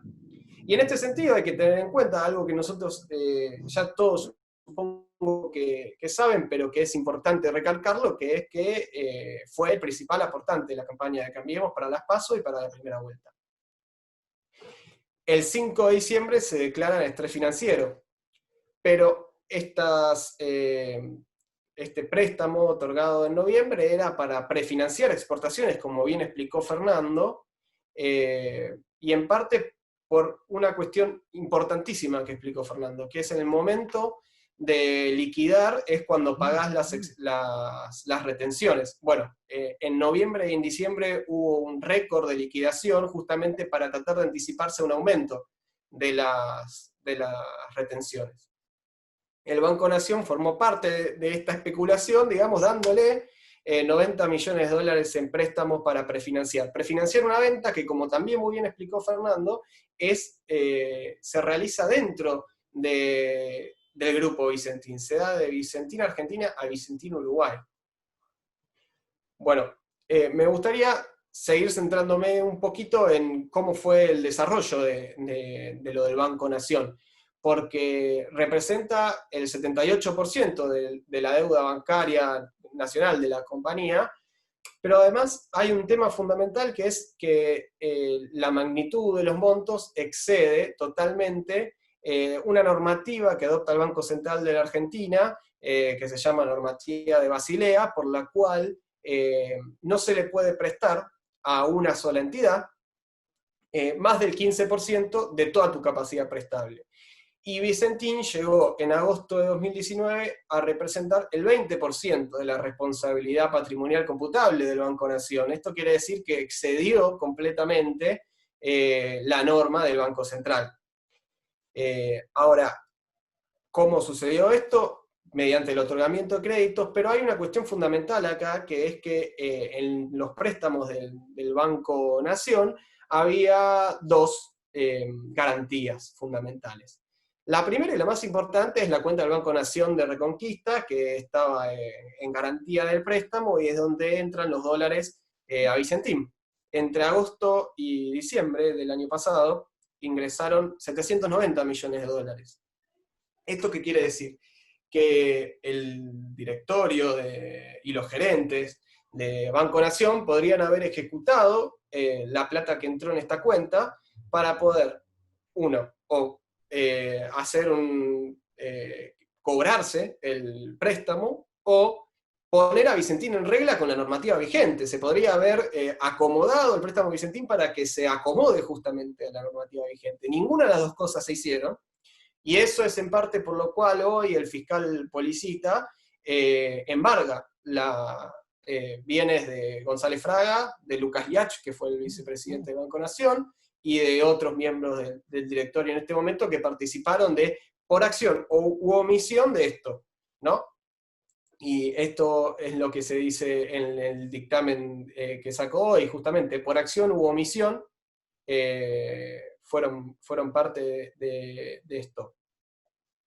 Bueno, aparte hay otra cuestión, que es que para el prefinanciamiento, este esquema de prefinanciamiento de exportaciones, para que se vuelva a otorgar un crédito, o se rolee la deuda, como se llama, que es que básicamente se extienda el pago, se haga un nuevo acuerdo, digamos, pero que no haya cancelación, es que no se puede hacer esto en los acuerdos de prefinanciación de exportaciones se cancela la deuda y luego se otorga un nuevo préstamo. Nunca se canceló la deuda. Y así es que Vicentín fue sumando y fue sumando hasta pasar a formar parte del 20% de lo total prestado por el Banco Nación, y esto pone en total vulnerabilidad al banco, porque ya no es solamente prestamista, sino que pasa a ser socio de Vicentín, en el cual si cae Vicentín hay un problema grande de sostenibilidad del Banco Nación, banco que capitalizamos con todos los ciudadanos argentinos, ¿no?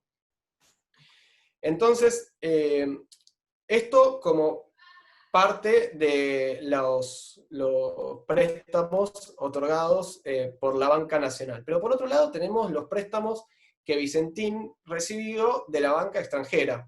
En este sentido, la banca extranjera está nucleada en la Corporación Financiera Internacional, que es básicamente un brazo del Banco Mundial, una institución dentro del Banco Mundial, para desarrollar negocios exclusivamente en el sector privado en países en desarrollo.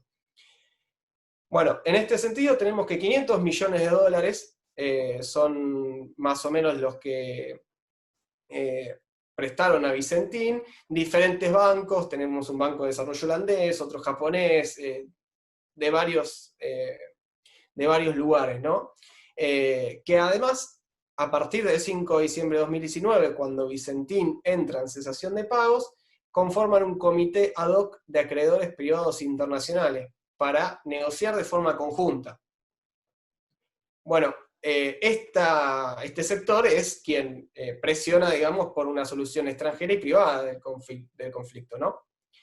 En este sentido, igualmente, hay algunas voces que se alzaron diciendo que el problema de Vicentín o la acción llevada a cabo por el gobierno nacional era inconveniente en un momento de la negociación de deuda externa con los acreedores privados de la Argentina, por una generación de una mala imagen. Lo cierto es que los mismos acreedores privados extranjeros conformados en este comité ad hoc están pidiendo un discovery en Nueva York, que es básicamente un pedido de información amplia de cómo se fueron utilizando los fondos que le prestaron a Vicentín, porque ellos entienden que los fondos no fueron utilizados para lo que Vicentín pidió los préstamos, y que en realidad fueron utilizados para otros fines, dentro de los cuales estaba fugar la plata y demás. Entonces, en este sentido, la mala imagen la trae el directorio de Vicentín, no vendría a ser el Estado Nacional tratando de recuperar esta empresa y este activo estratégico. Además, da el tema que o sea, Vicentín tendría que haber dado aviso de un movimiento de su capital accionario en diferentes subsidiarias, como lo fue Renova, y Vicentín no hizo el trámite correspondiente para 3 días antes de entrar en cesación de pagos vender el 16% del capital accionario que tenía en Renova. Renova, subsidiaria dentro del Grupo Vicentín, que representa aproximadamente un 50% de las utilidades del Grupo Vicentín. Esto quiere decir que es un activo fundamental.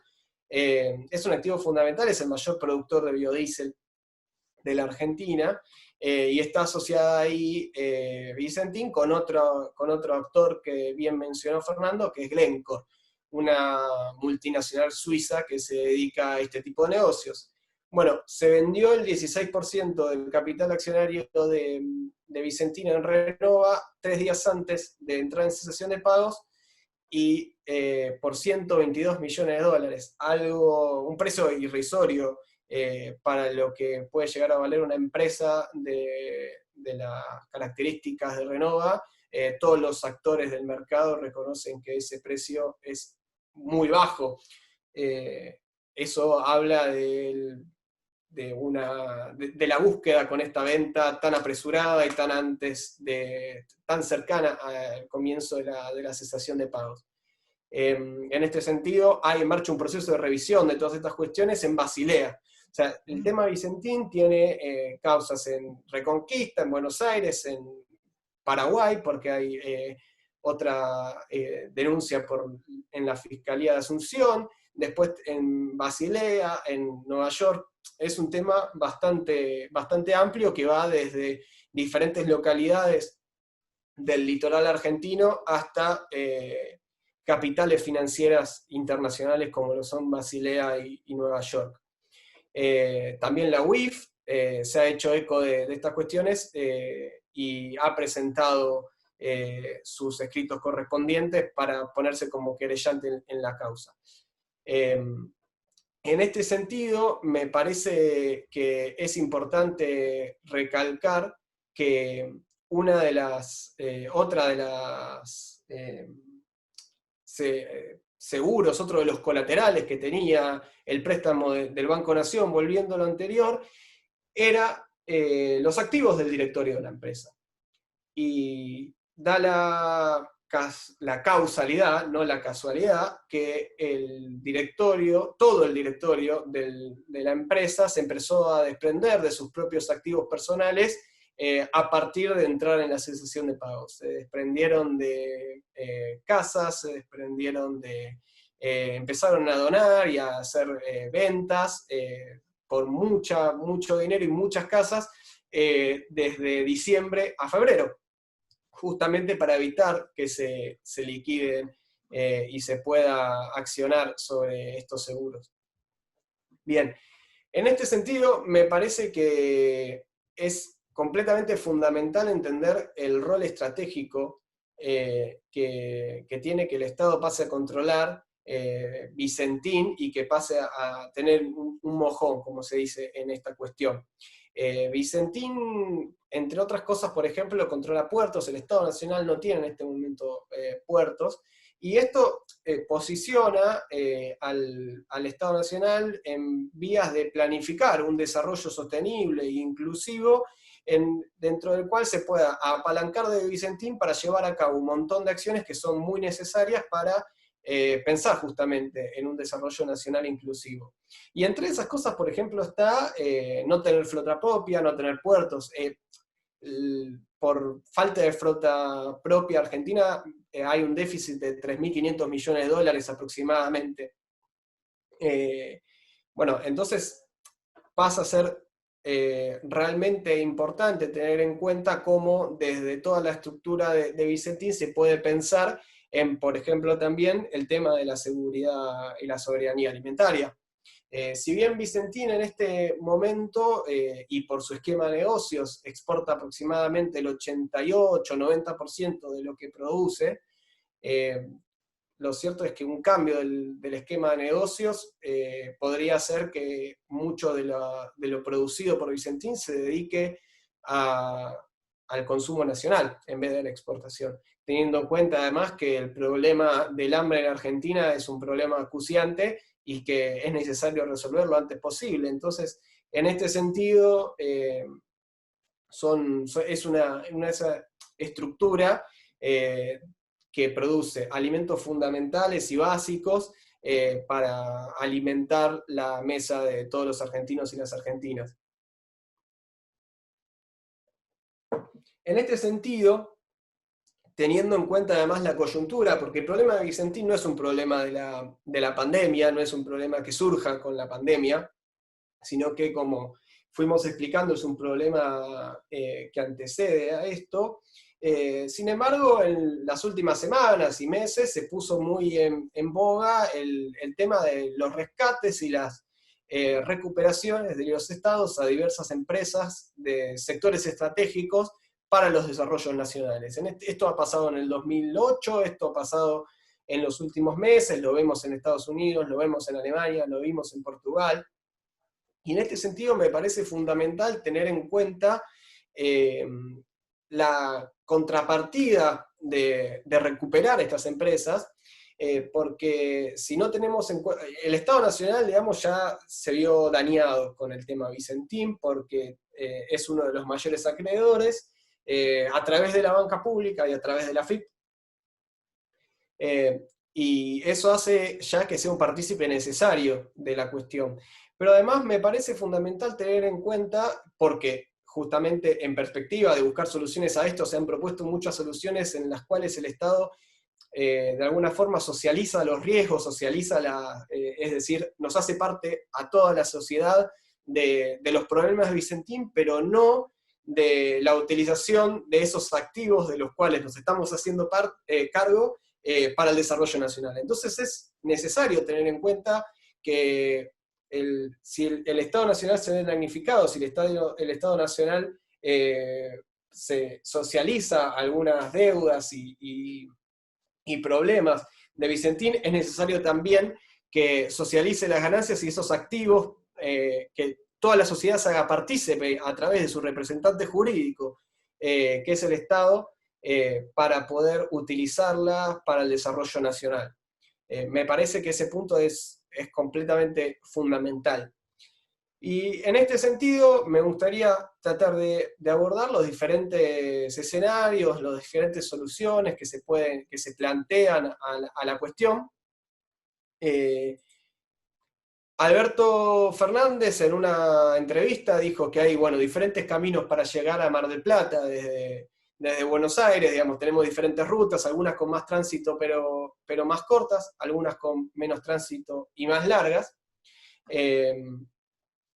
Y en este sentido, también tengo ganas de rescatar una frase de Perón en su libro Conducción Política, dos frases, en realidad, que dan cuenta de que a veces dice, a algunos les quiero dar una patada, pero les tengo que dar un abrazo, ¿no? Esto habla de tratar de buscar un consenso de alguna manera, tratar de dialogar para llevar a cabo una solución que dé cuenta de la necesidad estratégica de esto, ¿no?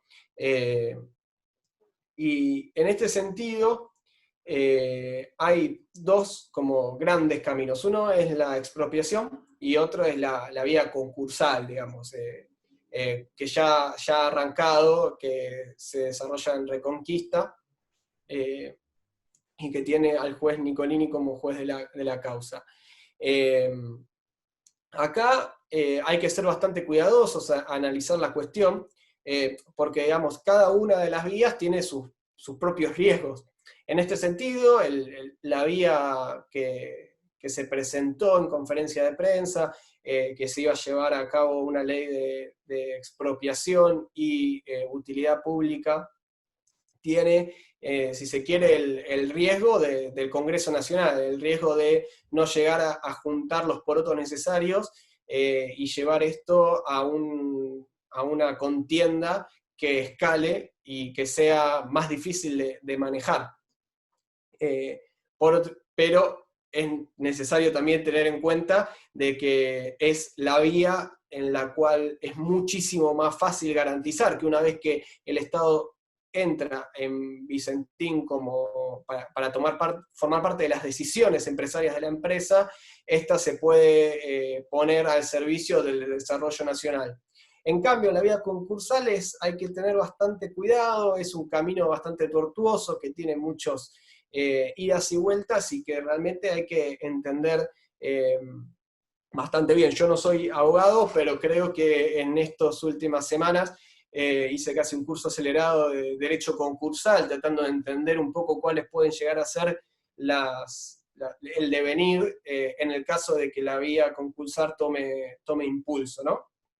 Y en este sentido hay que tener en cuenta cómo se dan las relaciones de poder dentro de la vía concursal y por qué por ahí la vía de una ley y el Congreso puede llegar a ser más segura de alguna manera o más efectiva. En este sentido, hay, como planteábamos anteriormente, por ahí dos tipos de acreedores de Vicentín. Los acreedores externos más o menos tienen aproximadamente unos 500 millones de dólares, como decía, pero también como acreedores de Vicentín están las mismas cerealeras, como vendedoras de bienes y servicios a Vicentín, y también hay grandes productores dentro de todo el esquema de productores. En este sentido, si estos actores conforman un bloque, llegarían más o menos a un 40 y pico %, casi 50%, de las deudas. Y Por otro lado, el Estado Nacional, junto con pequeños y medianos productores, cooperativas y demás, podría llegar a otro 40 más o menos. Con lo cual, la cuestión pasa a estar bastante empardada y pasa a terminar definiéndose por el esquema del cram down, lo que se llama cram down. Que es básicamente algo que se ha añadido a la ley concursal que permite que uno de los acreedores proponga una solución y se haga cargo de la continuidad de la empresa. Para esto se necesitan 2/3, digamos, ¿no? Y por eso acá pasa a ser bastante importante quien aporta el capital de trabajo para llevar a cabo el devenir de la empresa, ¿no? Por otro lado, hay otra cuestión que es importante tener en cuenta por la vía concursal, que son los tiempos. Es largo y esto puede llevar a que se generen las condiciones para ir borrando pistas, ir borrando huellas, ir borrando documentos que puedan probar el fraude, porque el fraude es evidente, pero hay que tenerlo en papeles para poder llevar a cabo ciertas cuestiones legales, pero al mismo tiempo ese alargamiento, ese chicle temporal, puede llevar también al desguace de la empresa, que es algo que sí estamos muy seguros que no queremos, porque eso realmente es una seguridad de una extranjerización y una concentración aún mayor del mercado de granos. Entonces, en este sentido, es muy importante evaluar la coyuntura para ir hacia un camino que de forma segura lleve a la sociedad argentina a capitalizar socialmente Vicentín para ponerla al servicio del desarrollo nacional de forma inclusiva.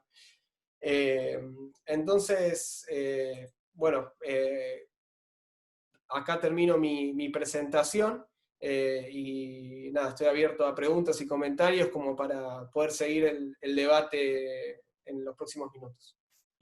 Si querés, Juli, si tenés una pregunta vos, después yo sigo con la que sigue. Bien, a ver, ahí vamos. Sí, ahí había una pregunta que decía, la pregunta es si el Estado puede implementar una regulación en la cadena de distribución para que las multinacionales sean controladas en dichas operaciones y que dejen de evadir al fisco. Bueno, en realidad si el Estado puede o no puede, es una cuestión de decisión política. Los resortes para que se realice todo el control seguramente están.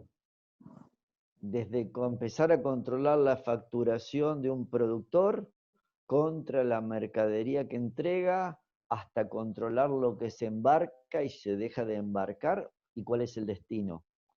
El tema es que más allá de la estructura de control que exista, tenés que hacerla cumplir. Es lo mismo que pasa en cualquier comercio de cualquier ciudad. Si vos no tenés los inspectores y no tenés la decisión política de atacar a los evasores, no se va a cumplir. Así que la potestad la tiene el Estado. Si tiene la decisión política, es otro tema. Y si tiene la fuerza para hacer cumplir esa decisión política, es otro tema también. Yo en ese aspecto creo más en lo simbólico, creo más en el hecho de poder tomar, permítanme la expresión, Vicentín, expropiarla, y a partir de ahí transformarla en un ejemplo para desencadenar las reacciones en la sociedad necesarias para que se entienda cuál es la situación. Si no, hay que salir a perseguir como se sale a perseguir a cualquier kiosquero para ver si es monotributista A, B o C. ¿Se entiende? Acá lo que hace falta es una decisión política. Aparentemente la decisión política está. Hasta dónde se tiene fuerza para llegar, lo veremos con el transcurrir del tiempo y con la fuerza que podamos consolidar los militantes activos que estamos participando de toda esta concientización. Bien, bueno, muchas gracias, Carlos, por tu respuesta. Sí, yo así como una reflexión final, esperando por ahí a ver si hay algún aporte o alguna pregunta, y después también le dejo a Maricruz que también haga una reflexión de cierre. Yo creo que esto que, digamos, que todos los oradores han mencionado, tanto Fernando como Carlos, también Matías, tiene que ver fundamentalmente, digo, también mirando el proceso histórico de cómo hemos llegado a esta situación, ¿no? O sea, si nosotros vemos los argumentos con los cuales se impulsó la desregulación total del mercado exterior de granos en los 90, y uno de los argumentos era que el problema de la producción agraria en Argentina y de los productores era el peso tributario del Estado, ¿no? Y, digamos, y con ese argumento, ese latiguillo argumentativo, se logró la desregulación, digo, prácticamente total. Hoy el Estado argentino tiene muy poco control, escasísimo control, digamos, real, sobre el funcionamiento del mercado exterior de granos. Y digo, y se fue a la desregulación, a la privatización, que incluyó también, por ejemplo, que Carlos mencionaba, hacía mucho hincapié en la cuestión de la soberanía o no soberanía fluvial. En ese proceso se perdió una marina mercante de bandera. Digo, Argentina tenía una marina mercante de bandera y en ese proceso la perdimos. Digamos, hoy tenemos los puertos privatizados, digamos, las marinas mercantes en manos extranjeras, las principales compañías exportadoras en manos extranjeras, que no son además cualquier empresa extranjera, ¿no? Se trata de las grandes monstruos, por así decir, por usar un nombre, digamos, las empresas que definen la lógica del juego a nivel mundial, a nivel global, ¿no? Entonces me parece que, digamos, es importante que nosotros, digo, como militantes políticos, como peronistas, lo miremos desde el enfoque correcto, que no tiene que ver con, digamos, derecha e izquierda, estatización, no antiestatismo o estatismo, propiedad privada sí, propiedad privada no, sino que fundamentalmente tiene que ver con la contradicción fundamental que, digamos, entendemos nosotros para el peronismo, que es la de la liberación o la dependencia, ¿no? Que es la de queremos la patria y no la colonia. Digo, porque mucho de lo que ha sucedido en los 90 y que arrastramos ahora muchas de esas cosas y que digamos, se ha profundizado mucho durante los 4 años de Macri, tienen que ver con esta contradicción fundamental. Y en este sentido creo que la cuestión Vicentín, digamos, toda la cuestión en sí, es como que es muy intrincada por ahí, ¿no? Para el espectador desde afuera, o digo, para el ciudadano común por ahí, hay tanta cuestión alrededor de esto, y que nos puede presentar, digamos, fácilmente un laberinto, excepto que, como, digamos, siendo una expresión marchaliana, lo miremos desde arriba, ¿no? Y desde arriba es desde la perspectiva de la política internacional, digamos, de la lógica global con la que se maneja esto y en la que Argentina, digamos, participa por haber perdido todo control sobre su propio mercado externo. Diego General Perón decía, la política es la política internacional, ¿no? Y creo que si lo miramos desde la perspectiva correcta, se entiende mucho más de qué se trata y qué implica la cuestión, digamos, de Vicentín y de todo el funcionamiento del mercado exterior de grano. Bueno, eso sí como, digamos, una reflexión así final que hago. En este punto también es importante marcar algo que mencionaba Fernando, que digamos, tenemos que nosotros poder desde cada lugar de cada uno, poder dar el debate que tiene que ver con que uno de los principales perjudicados también de este modelo son los propios productores. Digo, más allá de que muchos de ellos han salido a defender a Vicentín, digo que habrá que ver ahí, digamos, las cuestiones que juegan, pero bueno, pero realmente uno de los principales perjudicados son los propios productores, las cooperativas, las pymes, ni hablar de los trabajadores, porque si nosotros vemos que el precio, digamos, que reciben los productores por la venta de los bienes, de los productos que le venden a las exportadoras, no tiene nada que ver con el precio que realmente, digamos, después esas exportadoras venden afuera, imagínense que le queda a los eslabones más bajos de la cadena, a los trabajadores, por ejemplo. Quiero decir, la riqueza muy de vez en cuando se derrama, pero la miseria siempre, ¿no? La miseria siempre se derrama. Entonces, digamos, si en esta cadena todos hacia abajo cada vez son más perjudicados. Entonces me parece que, bueno, es un punto ahí como para, digamos, hincar así, ¿no? La cuestión sobre los productores también. A ver, acá creo que hay otra pregunta, no sé, Maricruz, si vos la podés ver. Si no, ahí la leo. Juli, perdón. Sí. ¿Sí me escuchás? En relación a Pedro Salas, yo creo que, mira, es importante que demos una explicación al efecto. Pedro Salas tenía una reunión en la Sociedad Rural de Córdoba. Probablemente se hizo efectiva la teoría del cerco ahí, le impidieron participar de la actividad. No creo que haya sido así. No obstante, bueno, es importante dar una explicación acerca de su ausencia, la lamentamos profundamente. Intenté infructuosamente comunicarme con Pedro y no obtuve respuesta. Quería aclarar el punto referido a la ausencia de Pedro. Hubiese sido un testimonio bastante interesante, ¿no? De ser escuchado. Sí. Y en relación a la pregunta de una de las participantes, recordemos que en tiempos del último gobierno de Cristina existía el ONCA, la Oficina Nacional de Control Comercial Agropecuario, la cual fue desmantelada por Cambiemos, transformándose en apenas una dirección con muchas menos facultades, muchas menos atribuciones y competencia bastante debilitada a la hora de la posibilidad de la fiscalización de la actividad del sector o de la actividad de la cadena comercial agropecuaria. Entonces, probablemente deberíamos ir pensando en la necesidad de recrear una suerte de ONCA, teniendo en cuenta que disponemos de pocos mecanismos de control, y en función a lo que señalaba Matías, en relación a la necesidad de intervenir, ¿no?, en el mercado comercial agropecuario, dado que, recordando las experiencias de antaño, la Junta Reguladora de Grano nacía en 1933, el viejo IAPI, el primer y segundo gobierno de Perón, y la última experiencia de la Junta Nacional de Grano, no contamos con herramientas estatales y con dispositivos administrativos que permitan una participación intensa, efectiva y contundente en la cadena, ¿no? Entonces, Vicentín, la posibilidad de Vicentín, de la participación del Estado en Vicentín, es una oportunidad única, pero mientras tanto deberíamos ir pensando en la posibilidad y en la necesidad de recuperar algo semejante a lo que fue el ONCA.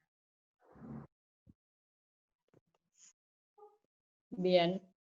Bueno, ahí voy a leer otra pregunta. Bueno. Dice, en este contexto geopolítico a nivel mundo, ¿cuál sería la correlación de fuerzas teniendo en cuenta las bases militares yanquis en nuestro país?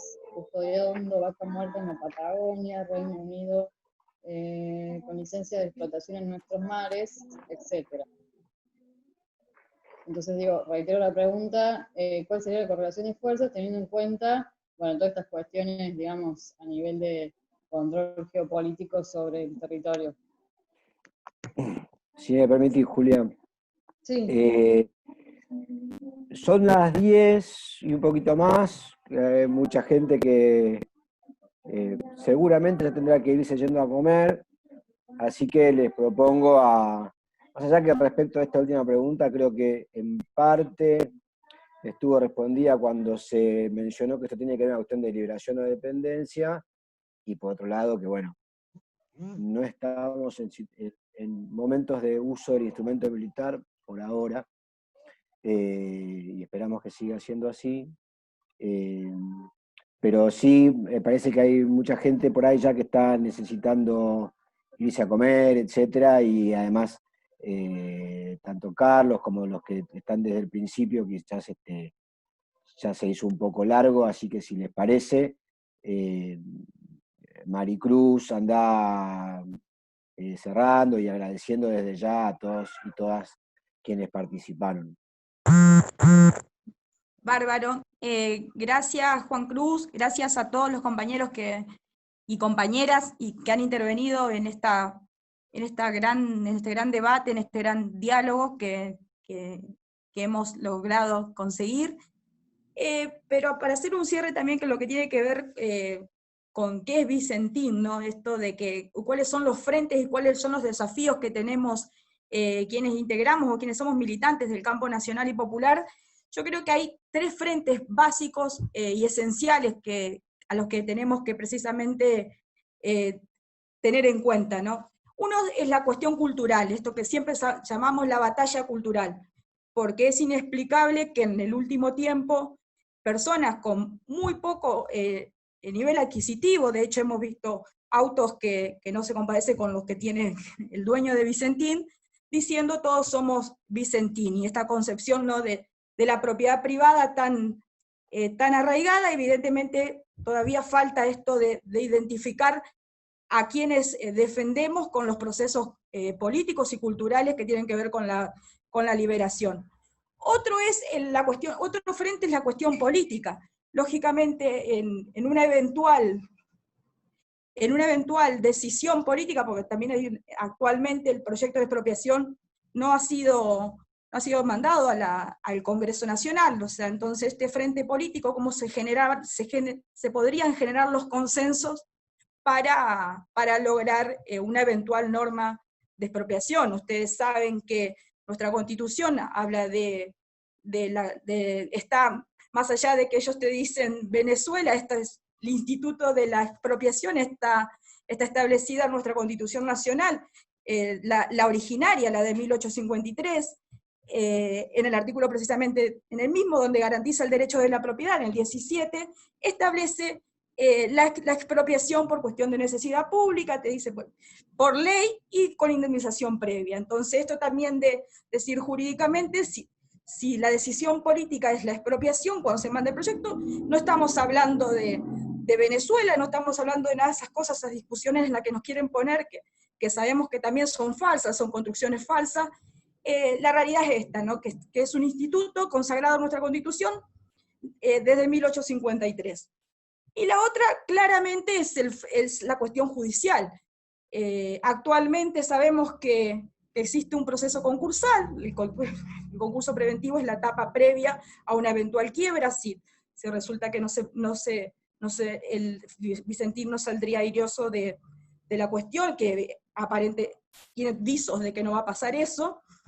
Y en este concurso, en este proceso que se lleva a cabo en Reconquista, donde tenemos al juez Lorenzini, en resoluciones pasadas, que no tienen mucho tiempo, se ha decidido que el decreto, o sea, que quienes había designado el presidente como interventores, se los ha corrido y se ha devuelto a Vicentín, a los dueños de Vicentín, a los hijos de Vicentín, como administradores de ese proceso concursal, y quienes integran, quienes fueron designados por el presidente como simples veedores. O sea que esa cuestión, hasta ahí iríamos perdiendo en la cuestión jurídica, ¿no?, en ese sentido.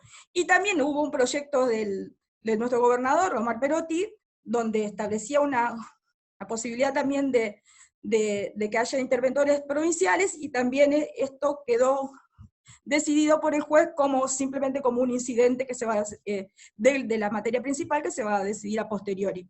Y otra cosa importante que hay que decir en relación a la cuestión del decreto, y cómo este juez ha determinado para una cosa, por una cuestión del decreto, para una intervención se ha declarado, ha dicho que él es incompetente en relación a la constitucionalidad o inconstitucionalidad del decreto. Y a la vez, en esta posición, sí tomó en cuenta el decreto, o sea que en ese sentido hay una incoherencia en esta cuestión, y por eso digo que judicialmente la historia la historia del Poder Judicial, y no de la justicia, como decimos siempre, sino la historia del Poder Judicial en la Argentina, y siempre me gusta citar a Sampay en este sentido, es la historia también de la justicia oligárquica. ¿Por qué? Porque quienes integran el Poder Judicial, no todos, ¿no?, pero quienes integran el Poder Judicial, normalmente, casi siempre, más siempre que nunca, ¿no?, se han dedicado a garantizar los derechos y las garantías de los ricos, de las oligarquías y de las clases dominantes, y no de quienes integramos la ciudadanía en general. Entonces, que me parece que la cuestión jurídica, la cuestión judicial, también es una cuestión que hay que replantearse, ¿no? Esto de buscar, de generar modificaciones o transformaciones en el Poder Judicial, porque es del poder que nunca se habla de los poderes políticos, se habla de los poderes fácticos, pero el Poder Judicial siempre sale airoso de todos los procesos, y me parece que en ese sentido también es una cuestión que hay que tener en cuenta a la hora del debate y a la hora de las luchas. Simplemente eso. Muchas gracias a todos por la intervención y agradezco a todos, y a Rami, que si no fuera por él no podríamos hacer esto, así que Rami, sos un genio, así que muchísimas gracias a todos. Bueno, las y los esperamos en el próximo encuentro que hagamos, que será informado por las mismas vías que este. Un abrazo grande para todos y todas.